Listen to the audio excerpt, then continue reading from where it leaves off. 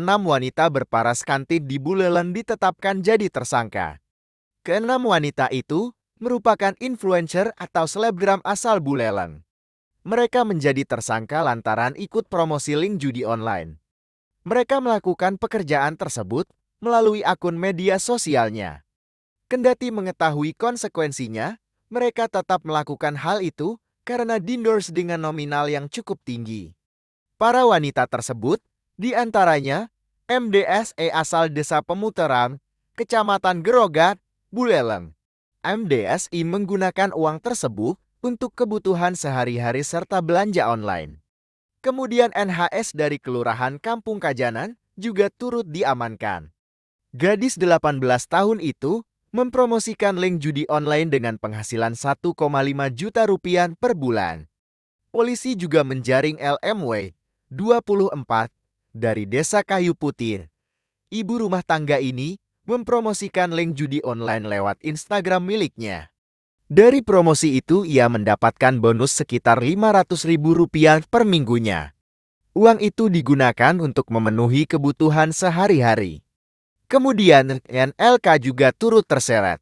Gadis 20 tahun asal Desa Suwak tersebut mendapat fee sekitar Rp2 juta per minggunya. Selain itu, gadis asal Desa Kerobokan turut diamankan. Gadis cantik itu mengumpulkan Rp28 juta lebih dari hasil promosi link judi online sejak bulan Februari tahun 2024 lalu. Terakhir, polisi mengamankan LNS dari Desa Anturan.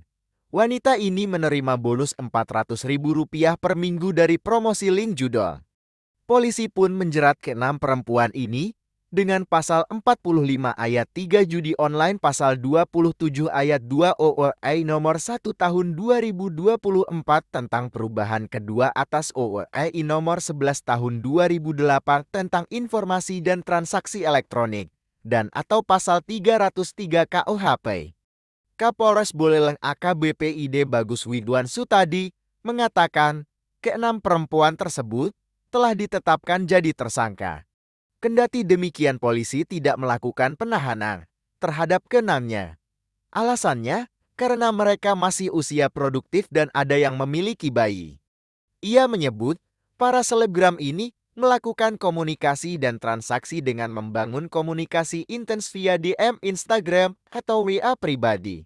Widwan mengklaim, judi online dapat merusak mental dan menyebabkan seseorang mengalami depresi hingga mengakhiri nyawanya sendiri.